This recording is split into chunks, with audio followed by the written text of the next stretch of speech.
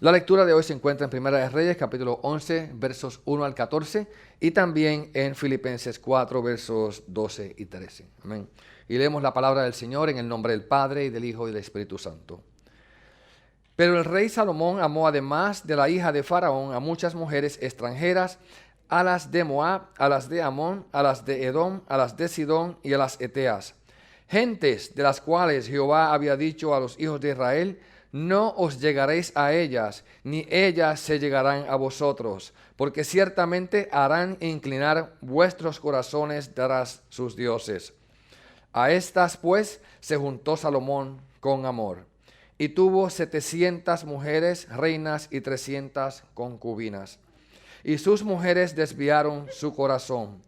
Y cuando Salomón era ya viejo, sus mujeres inclinaron su corazón tras dioses ajenos. Y su corazón no era perfecto con Jehová su Dios, como el corazón de su padre David. Porque Salomón siguió a Astoret, diosa de los sidonios, y a Milcom, ídolo abominable de los amonitas, e hizo Salomón lo malo ante los ojos de Jehová, y no siguió cumplidamente a Jehová como David su padre.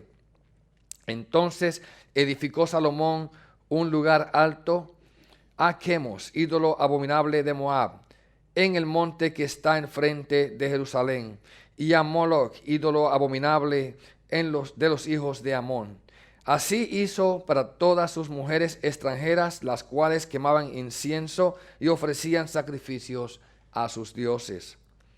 Y se enojó Jehová contra Salomón, por cuanto su corazón se había apartado de Jehová Dios de Israel, que se le había aparecido 2 veces, y le había mandado acerca de esto que no siguiese a dioses ajenos. Mas él no guardó lo que le mandó Jehová. Y dijo Jehová a Salomón: por cuanto ha habido esto en ti, y no has guardado mi pacto y mis estatutos que yo te mandé, romperé de ti el reino, y lo entregaré a tu siervo. Sin embargo, no lo haré en tus días, por amor a David tu padre. Lo romperé de la mano de tu hijo, pero no romperé todo el reino, sino que daré una tribu a tu hijo menor por amor a David, mi siervo, y por amor a Jerusalén, la cual yo he elegido. Y Jehová suscitó un adversario a Salomón, Hadad edomita, de sangre real, el cual estaba en Edom. Filipenses 4, 12 y 13 dice así: sé vivir humildemente y sé tener abundancia. En todo y por todo estoy enseñado, así para estar saciado como para tener hambre, así para tener abundancia como para padecer necesidad. Todo lo puedo en Cristo que me fortalece. Y esta es la palabra del Señor. Se pueden sentar, hermanos. Bueno, como ustedes saben, hemos estado estudiando y predicando en los últimos sermones en esta serie acerca de la vida de los reyes de Israel, la cual comenzamos hace ya quizás 2 años atrás o 3, hablando de la vida del rey David, y antes de él hablando de Saúl. Y hablamos de estos 2 reyes anteriores a Salomón, y luego que terminamos la serie acerca de David, pues continuamos hablando y predicando acerca de la vida y el reinado de Salomón, el cual ya llevamos unas cuantas semanas hablando sobre esto. Salomón es el hijo de Betsabé, el que tuvo con David, y su nombre significa paz. Shalom, Salomón. Este fue un hombre el cual Dios lo escogió para que fuese el sucesor de su padre en el trono de Israel, y de esa manera Dios también le dijo: mira, yo quiero que tú que me digas qué es lo que tú quieres. Se le apareció en sueños y le dijo: yo quiero que me digas qué es lo que tú quieres. Y Salomón podía haber pedido lo que quisiera, era como un cheque en blanco donde él pudiese llenar todo lo que él hubiese querido. Sin embargo, sabiamente Salomón le dijo a Dios: yo quiero que me des sabiduría para guiar este pueblo, porque soy joven, no entiendo, no conozco, no sé entrar y salir, y me hace falta sabiduría porque este pueblo es grande y poderoso. Al Dios ver la reacción y la respuesta de Salomón en cuanto a aquella petición que le había hecho, Dios le dijo: por cuanto no has pedido riquezas para ti ni glorias, también estas te serán añadidas. Y así pues Salomón se convirtió en un hombre muy sabio, donde las personas venían desde lejos para escuchar sus palabras de sabiduría, para ver lo que Dios le había dado como entendimiento para poder solucionar casos difíciles y situaciones que nadie podía solucionar, respuestas que nadie podía dar a preguntas difíciles. Salomón era capaz de todo aquello en la sabiduría que Dios le dio, de tal manera que se dice que no hubo un hombre más sabio ni antes ni después de él en toda la nación y en toda la tierra. Así que estuvimos hablando de este hombre llamado Salomón el sabio. Más adelante también comenzamos a ver cómo Salomón se había dedicado a la construcción y había construido no solamente un palacio para él y casas para sus siervos y siervas, sino que también había construido lo más importante en Jerusalén, y fue un templo al Señor. Su padre David había querido haber construido aquel templo y no pudo, porque Dios le dijo: no te toca a ti ser quien construyes este templo, sino que un hijo tuyo lo hará, ya que tú eres un hombre de guerra y has derramado mucha sangre. David no se quedó tranquilo, sino que se dio manos a la obra y trajo todo lo que hacía falta para que aquel templo fuese construido. Trajo a Jerusalén todos los materiales, la piedra y la madera necesaria para que el día que se fuese a construir el templo, dice la Biblia, no hubiese ni un sonido de martillo ni de clavo en Jerusalén, y el templo pudiese ser construido con todos los materiales que su padre le había otorgado. Así que allí vimos entonces la maravilla donde este hombre comienza a construir y hace en aquel lugar lo que llamaríamos casa de Dios y puerta del cielo. Una bendición donde Dios se encontraría con su pueblo en aquel lugar. En aquel sitio donde Dios estaría en el lugar santísimo. Lo que mandó hacer, además de lo que hizo David en proveer materiales, lo que hizo también Salomón fue maravillosamente grande y poderoso, y aún se excedió mucho más en las construcciones. Hace un par de semanas atrás estuvimos mirando también a Salomón el Grande, donde aquel hombre venían gente de distintas partes, personas, reyes, conocedores, personas importantes, a ver la grandeza de Salomón. Vimos a Salomón el Grande, vimos a aquella reina del sur llamada, o la reina de Saba, que venía a visitar a Salomón al templo, a Jerusalén, a su casa, a estar con él, a pasarse unos días con él para escuchar su voz, escuchar su sabiduría, saber qué es lo que tanto le estaban contando, si era cierto, y aquella mujer pudo volver a su casa, a su tierra, satisfecha, porque honestamente, según sus palabras decían, lo que ella vio en Salomón, lo que ella pudo observar, lo que ella vio en su riqueza, dice que no era ni la mitad lo que le habían contado en cuanto a lo que era real allí. Hoy llegamos entonces de aquel hombre de gran gloria, de gran grandeza, de gran poder, de gran sabiduría, de gran altura y reconocimiento. Llegamos en el día de hoy entonces a ver a Salomón desde un distinto punto de vista, y la predicación de hoy lleva como título Salomón, el hombre dividido, o Salomón el dividido. Vemos la caída de un gran rey, la caída de un gran hombre. Vemos cómo aquel hombre llegó a bajar a lo más bajo de la presencia de Dios, habiendo estado en la cúpula de la grandeza, de la gloria, del reconocimiento, y haberse tenido en grande estima por Dios mismo, haberle dado todo aquello desde que comenzó. Dice la Biblia, cuando comenzamos a leer hoy, que Salomón comenzó a hacer lo que era incorrecto, no se mantuvo en el camino recto conforme a David su padre. Así que yo quisiera mirar hoy esta porción que hemos leído en 3 encabezamientos. Primeramente quiero ver una alianza indebida. Número 2, quiero mirar una adoración prohibida. Y número 3, una casa dividida. Lo que había comenzado bien se había comenzado a marchitar. Y Salomón había sido escogido por Dios. Salomón había sido puesto en aquel lugar como sucesor de su padre, lo cual yo le explicaba hace 2 semanas que era algo muy lejos, porque él no era el hijo mayor, ni el segundo ni el tercero, era como el 9º hijo de los que se mencionan en la Biblia que tenía David. Pero a él fue que Dios quiso escoger para ponerlo en el trono de David su padre. Dios le había dicho a David que había de hacer un pacto con él, un pacto davídico que llamamos teológicamente, donde siempre se sentaría uno de sus descendientes en el trono, donde siempre habría alguien sentado en aquel lugar para tomar el trono de David y darle continuidad a aquella monarquía la cual Dios mismo había establecido al escoger a David. Ustedes saben que Dios escogió a David porque Saúl era un desobediente y tuvo que desecharlo. Saúl era un hombre arrogante, orgulloso, vanaglorioso, que no se arrepentía, sino que buscaba siempre a quien echarle la culpa. Y por esa razón Dios dice que se buscó un hombre conforme a su corazón. Y detrás de las ovejas, allá en las fincas de Belén, fue a buscar a este hombre llamado, este muchacho joven, que en aquel tiempo tendría quizás unos 17 años, 20 años, jovencito, para que viniese a ser un día el gran rey de Israel. Y Dios lo levantó, Dios lo cuidó, Dios lo estableció, y 40 años después, cuando termina su reinado y muere, Salomón continúa en su lugar, y Salomón estuvo reinando 40 años también sobre Jerusalén. Dios le dio una sabiduría como ninguna otra, tal como la había pedido y aún mucho más. Le multiplicó las riquezas como nunca él lo hubo pedido. Y también había aumentado su fama y su reconocimiento en toda la tierra. Así que entendemos que este hombre como Salomón no le faltaba nada. Lo tenía todo. ¿Qué le podría faltar a un hombre que no solamente tenía conocimiento, tenía capacidad intelectual, tenía capacidad de raciocinio, de evaluación, sino que también Dios le había dado todo aquello que estaba siendo exhibido a las poblaciones, al mundo entero, a las naciones que venían desde lejos, que hablaban. Salomón era el hombre del cual todo el mundo hablaba en aquel tiempo. Todo el mundo lo conocía de oídas y también por haberlo visto. Se enteraban de la sabiduría de Salomón y las cosas grandes que él había hecho.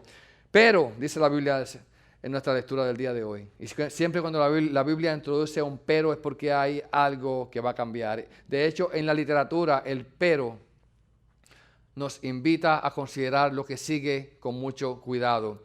Estuve mirando el diccionario y se nos dice que la palabra pero comienza a introducir una proposición que contradice o se contrapone a lo anterior.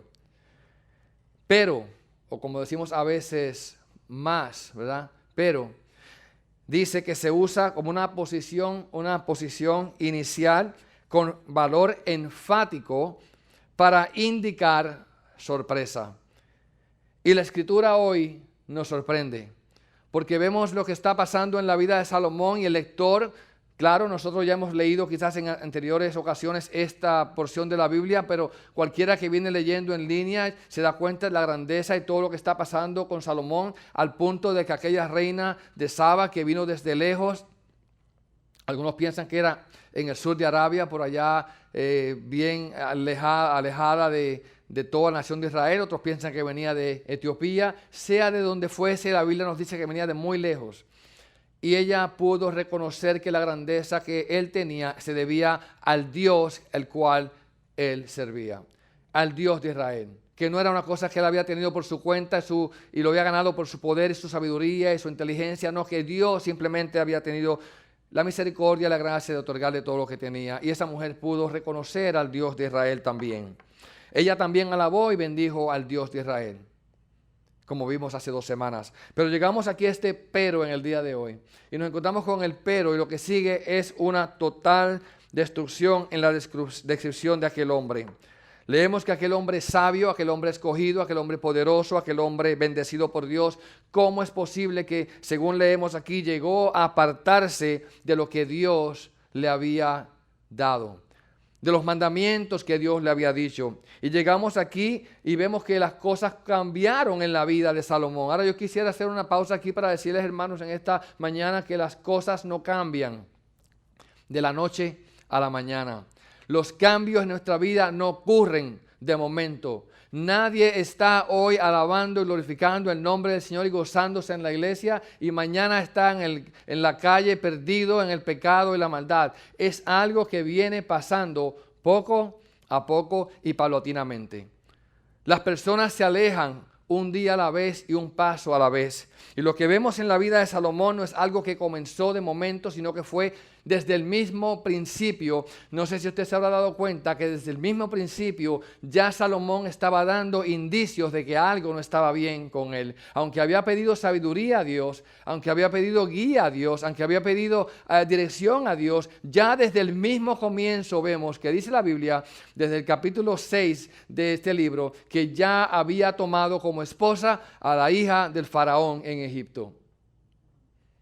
Y sigue la historia hablando de la grandeza y la sabiduría de Salomón, porque muchas veces, aunque hagamos las cosas mal, Dios todavía en su gracia y su misericordia nos acompaña, nos ayuda para que sigamos, para ver si nosotros recapacitamos, si volvemos a Él. Para que no nos alejemos y no podemos eliminar el factor de la voluntad humana cuando se trata de buscar a Dios. Entendemos que Dios está en control de todas las cosas, pero también entendemos que la Biblia nos llama a la obediencia. Y nosotros que hablamos abiertamente en otras iglesias no se puede ni siquiera hablar de la soberanía de Dios, de la predestinación de Dios, de las cosas que Dios ha establecido, ni siquiera se mencionan. Pero cuando nosotros hablamos de la predestinación y la soberanía de Dios y las cosas que Dios ha establecido, sabemos que lo que Dios ha predestinado y establecido se va a llevar a cabo. Pero también Dios nos llama a que obedezcamos, que sigamos sus mandamientos, que no nos apartemos. Y la pregunta sería, ¿en qué usted cree? ¿En que Dios todo lo establece o que tú tienes que obedecer y seguir los mandamientos de Dios? Y la respuesta es sí. Sí, las dos. Así mismo, Juan, las dos. Porque una cosa no elimina a la otra. Y lo que vemos aquí es que Dios había establecido a aquel hombre en aquel trono. Lo puso en el reino de su padre David.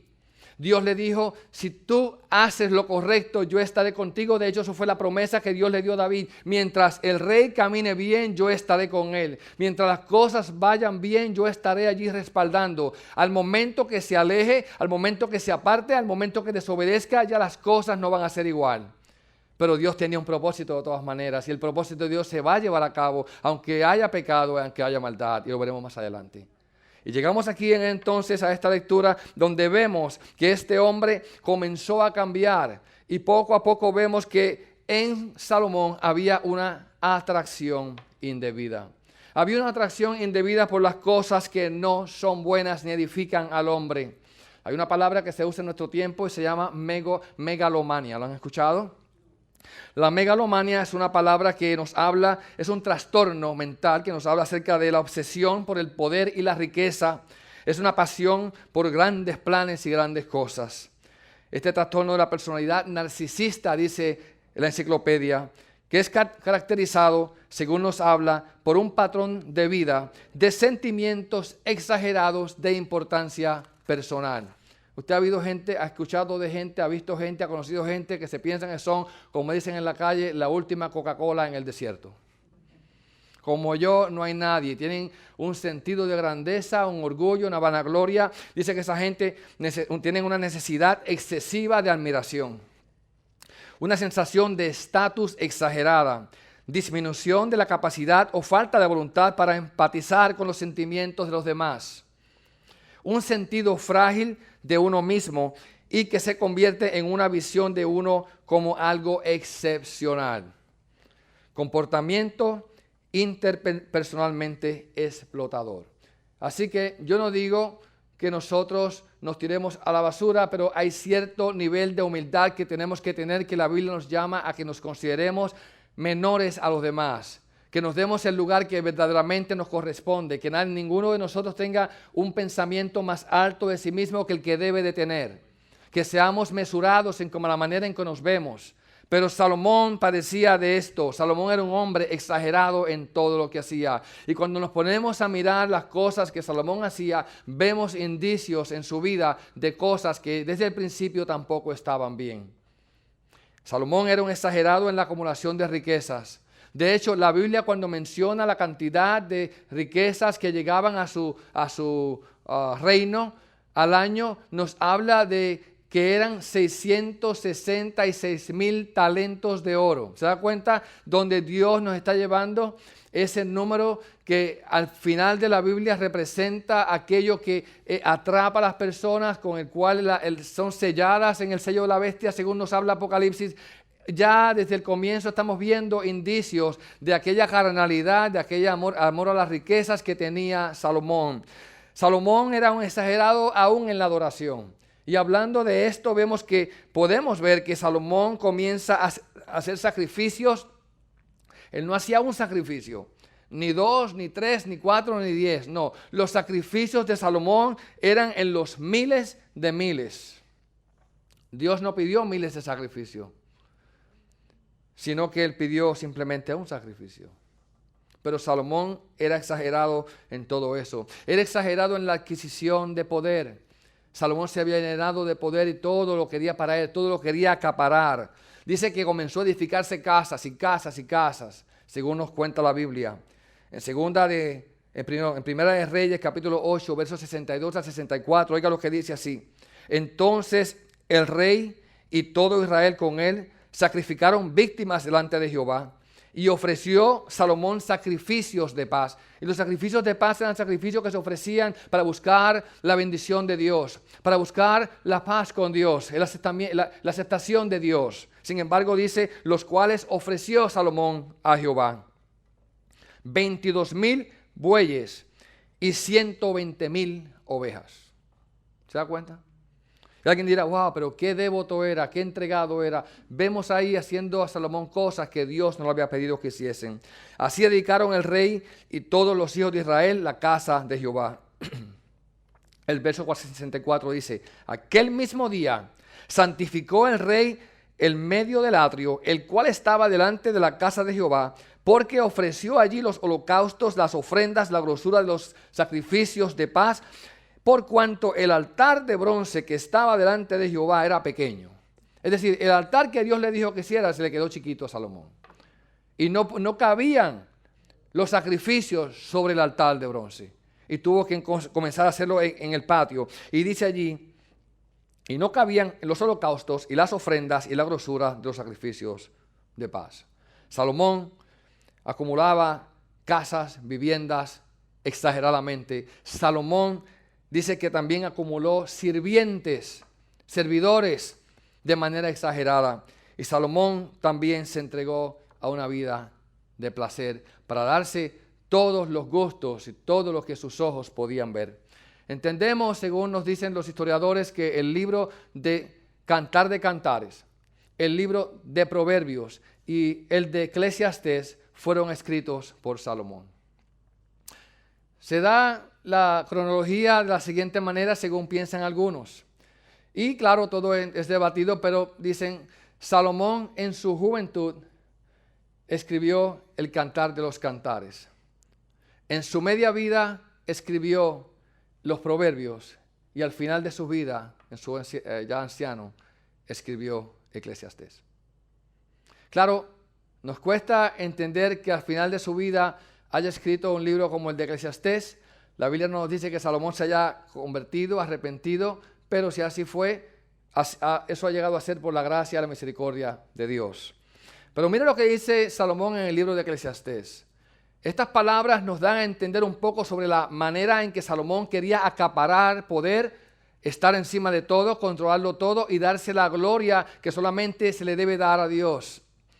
Dice allí, dije yo en mi corazón, estoy leyendo en Eclesiastés capítulo 2, ven ahora, te probaré con alegría y gozarás de bienes. Mas he aquí, esto también era vanidad. A la risa dije, enloqueces y al placer, ¿de qué te sirve esto? Propuse en mi corazón agasajar mi carne con vino y que anduviese mi corazón en sabiduría, con retención en la necedad, hasta ver cuál fuese el bien de los hijos de los hombres, en el cual se ocuparán debajo del cielo todos los días de su vida. Engrandecí mis obras, edifiqué para mí casas, planté para mí viñas, me hice huertos y jardines. ¿Se da cuenta? Todo era para mí, para mí, para mí y para mí. Me hice huertos y me hice jardines y planté en ellos árboles de todo fruto. Me hice estanques de aguas para regar de ellos el bosque donde crecían los árboles. Compré siervos y siervas, esclavos y esclavas. Y tuve siervos nacidos en casa. También tuve posesión grandes de vacas y de ovejas, más que todos los que fueron antes de mí en Jerusalén. Me amontoné también plata y oro y tesoros preciados de reyes y de provincias. Me hice de cantores y cantoras y de los deleites de los hijos de los hombres y de toda clase de instrumentos de músicas.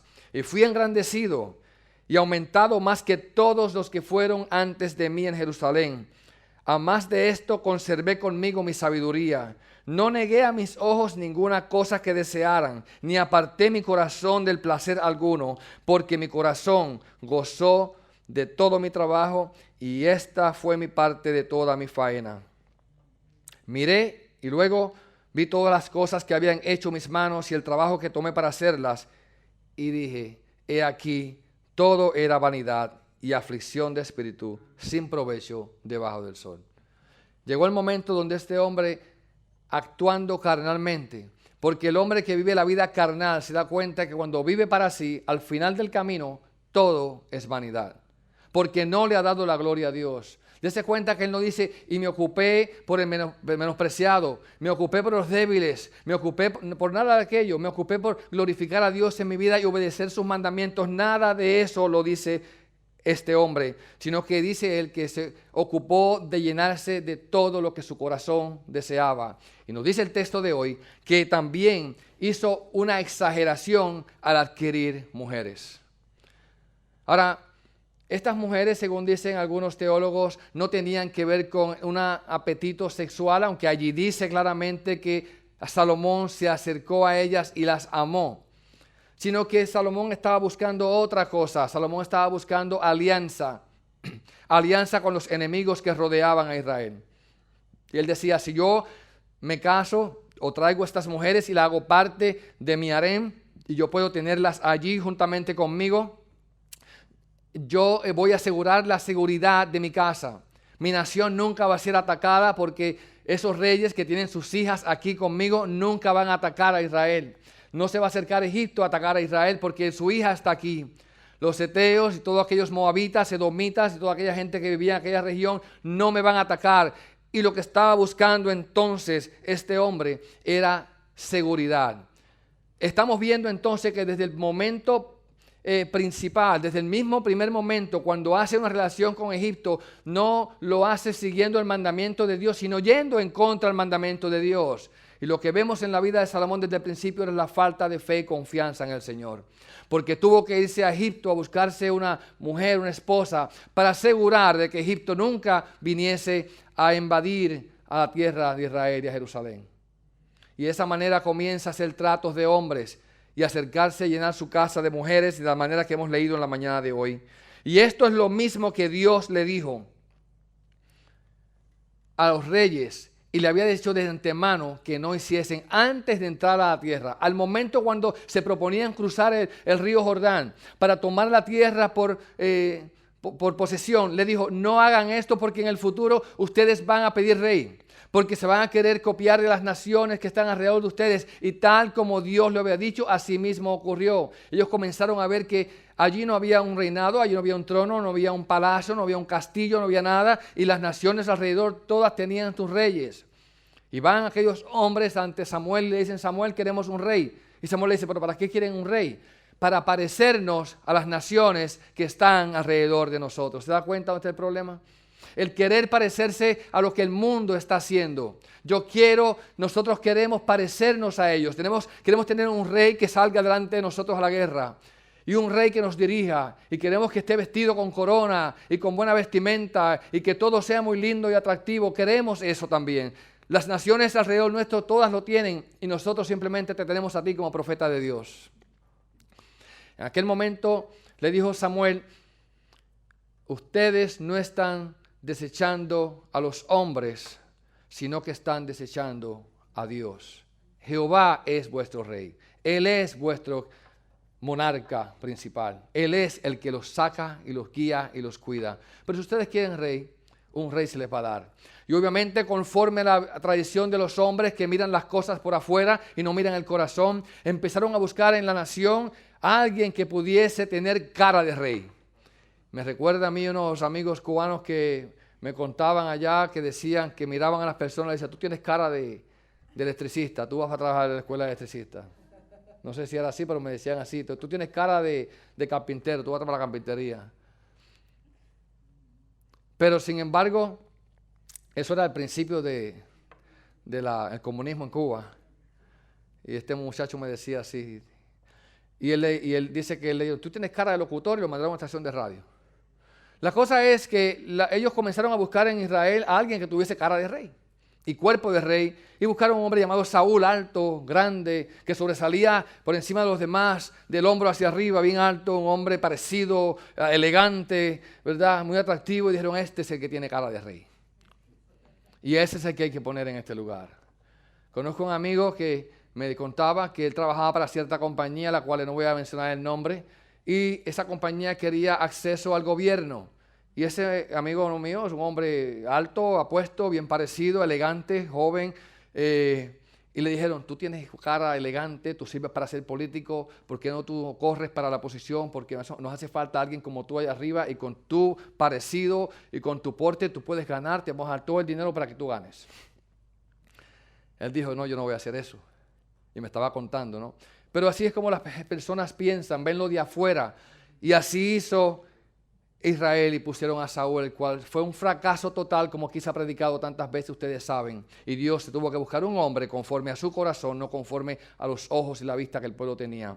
Pero mira lo que dice Dios, le dice, cuando ustedes entren a esa tierra que Jehová tu Dios le va a dar, Deuteronomio capítulo 17, y tomes posesión de ella y la habites y digas, pondré un rey sobre mí como todas las naciones que están en mis alrededores, entonces ciertamente pondrás por rey sobre ti al que Jehová tu Dios escogiere.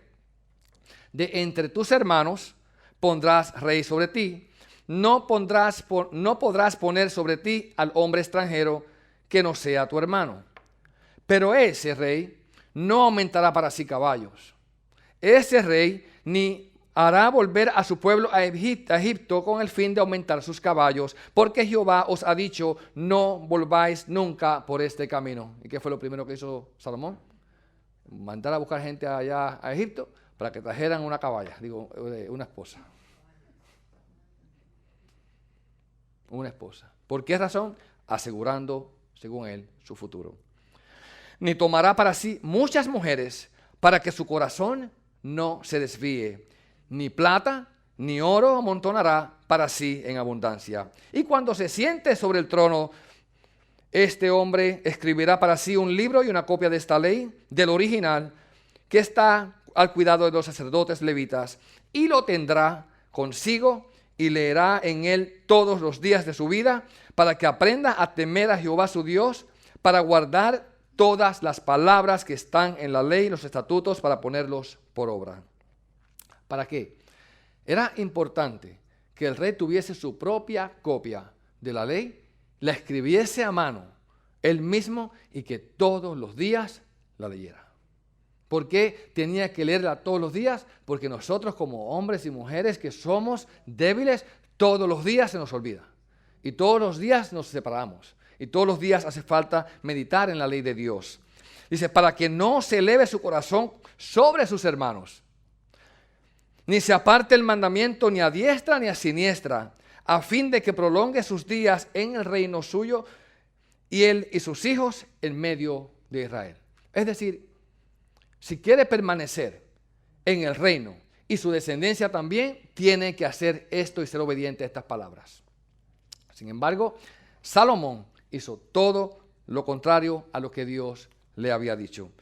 Es más, es tan así que había oprimido y se había levantado por encima del pueblo, exigiéndole tributos, lo que llamamos aquí en Estados Unidos taxes, impuestos al pueblo, bien pesados para poder sostener aquella monarquía tan pesada y tan demandante que había. Y eso lo veremos más adelante. Pero dice que este hombre, Salomón, se estableció y hizo una adoración prohibida. ¿Y cómo se hace una adoración prohibida? Hermanos, es bien fácil.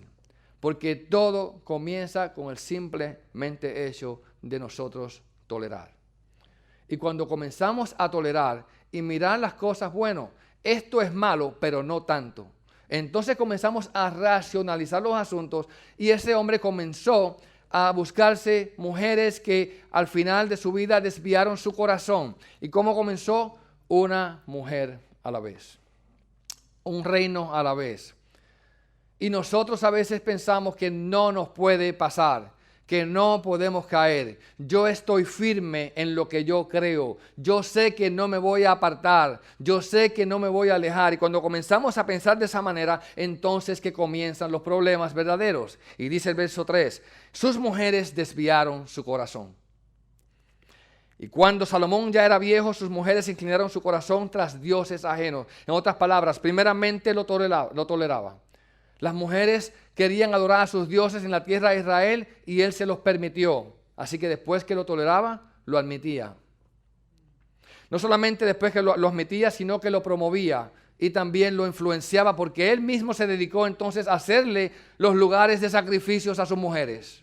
Y finalmente terminó cayendo y participando del pecado que Dios se había dicho que no participaran de él. ¿Se da cuenta de la progresión? De esa manera vemos entonces que Salomón hizo lo malo, dice el verso 6. Óigame qué triste.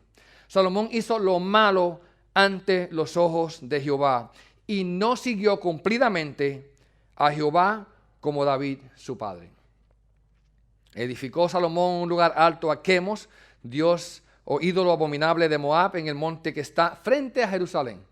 Frente a Jerusalén está el monte de los olivos. Y en aquel lugar allí, él comenzó entonces a edificarle edificios de adoración y templos a los dioses falsos. Hermanos, el problema del pecado no comienza con un corte completo y tajante y alejarnos de Dios. Dice la nación, en la Biblia, que la nación de Israel tenía el problema de que ellos adoraban a Jehová Dios y también adoraban a ¿quiénes? Al resto de los dioses. ¿Se da cuenta? Entonces habían hecho una mezcla de adoración y Dios busca una adoración pura. Nosotros no podemos adorar a Dios y a los demonios. No podemos estar detrás y decir yo sirvo al Señor, pero también estoy sirviendo a todo lo demás. Estamos comprometidos con todo lo demás. Dios nos llama a identificarnos, que nuestra identidad sea una identidad limpia y pura, dedicada solamente a Él y que no estemos mezclando las cosas. He tenido estudiante de clases que ella era, o es, creo todavía, no sé, hace tiempo que no la he visto, pero ella era santera, esas que tienen un montón de dioses falsos. Y ella me decía, no, pero es que el Dios de ustedes y el de nosotros es el mismo. Y decía, no, no es el mismo. La Biblia dice que el Dios tuyo son demonios, perdón que te lo diga, pero la Biblia dice eso, no soy yo. Son demonios. No hay mezcla entre la luz y la verdad. No podemos decir que Dios nuestro es el mismo Dios Alá. No podemos decirlo, porque no son iguales. La descripción que tiene Alá en tu libro es una descripción completamente distinta al Dios de la Biblia. Nosotros no podemos pensar que estamos adorando al mismo Dios y que tú simplemente lo llamas por un nombre distinto. Poco a poco las personas siguen haciendo concesiones, se dejan caer, se dejan llevar, cuando al final terminamos aceptándolo todo y no solamente aceptándolo, sino también practicando lo que ellos hacen. Salomón fue un gran hombre de Dios, pero fue derribado primeramente porque vemos que había incredulidad en Salomón. A Salomón le faltó fe y confianza en el Señor y buscó tener seguridad en las alianzas con las naciones alrededor. Salomón despreció la palabra de Dios que le decía claramente que no hiciese esas cosas y así fue que las hizo. No obedeció el mandamiento de Dios. Se buscó amistades que eran desobedientes a Dios. Hermanos, nosotros como padres nos pasamos la vida hablando a nuestros hijos que tengan cuidado con quién se juntan. Hay un dicho que todos conocemos en Latinoamérica y dice, dime con quién andas y te diré quién eres. O quizás, dime con quién andas y te diré dónde vas a terminar. Porque en la mayoría de los casos no ocurre al revés. No es que el bueno se trae los malos hacia acá, sino que los malos arrastran el bueno hacia allá afuera. Se lo llevan, lo engañan, lo destruyen y acaban con su vida. Y eso otra vez por tener malas decisiones. Dice la Biblia que las malas conversaciones corrompen las buenas costumbres.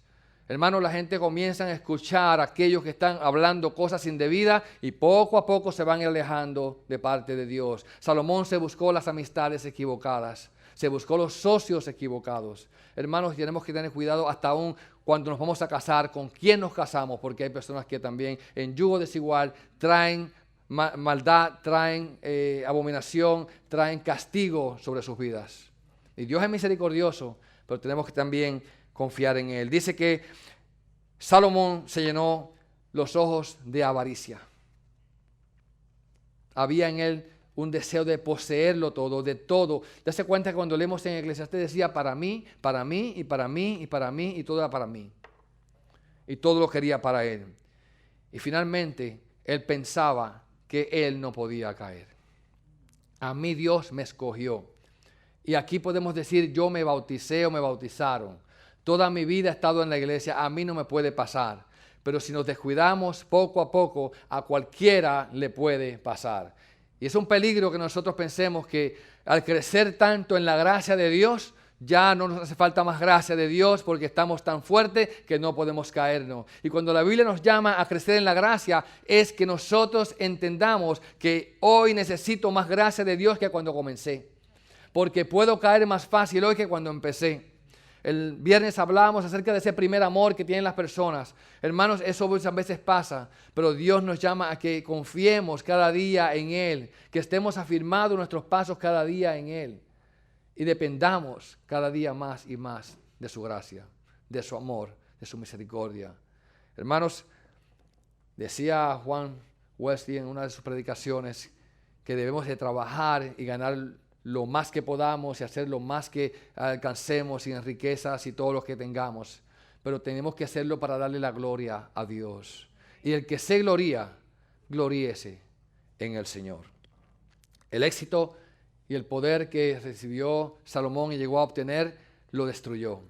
Y tenemos que al final, cuando Dios ve esto, Salomón terminó con una casa dividida, con un legado cortado y un futuro incierto para su nación. Miren, nosotros tenemos que meditar en esto.